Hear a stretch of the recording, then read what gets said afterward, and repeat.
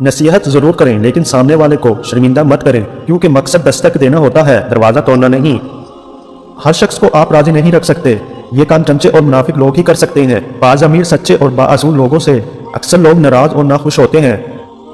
इंसान को कभी अपनी औकात नहीं बोलनी चाहिए। मामूली से खास बनने में लामहदूद अरसा लगता है, मगर खास को मामूली बनने में मुख्तसर मुद्दत ही दरकार होती है। कानून मकड़ी का वो जाला है जिसमें हमेशा हशरात यानी छोटे ही फंसते हैं, बड़े जानवर इसको फाड़ कर निकल जाते हैं।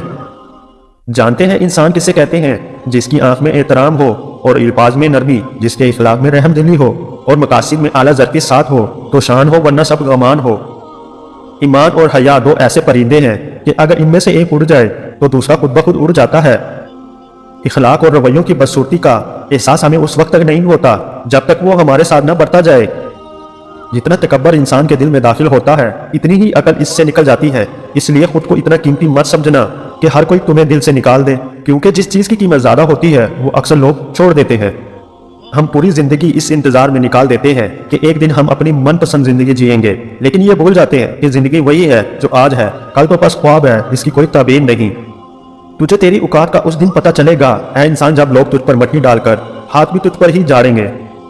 अकड़ तब तक चलती है जब तक पकड़ ना हो, और जब पकड़ होती है तो इस खाकी इंसान को खाक बनने में देर नहीं लगती। किसी भी वजह से गुनाह ना करो, क्योंकि बचा खत्म हो जाएगी, गुनाह नहीं। हर नेकी के लिए तकलीफ उठा लिया करो कि तकलीफ खत्म हो जाएगी, नेकी नहीं। देर से बनो लेकिन कुछ बनो, क्योंकि लोग वक्त के साथ खैरियत की बजाय हैसियत पूछने लगते हैं। बनी इसराइल को तबाह करने वाली पहली चीज़ ये थी कि गरीब आदमी की बीवी इस पर अपने कपड़े लत्ते का इतना ही खर्च डालती थी जितना कि अमीर आदमी की बीवी।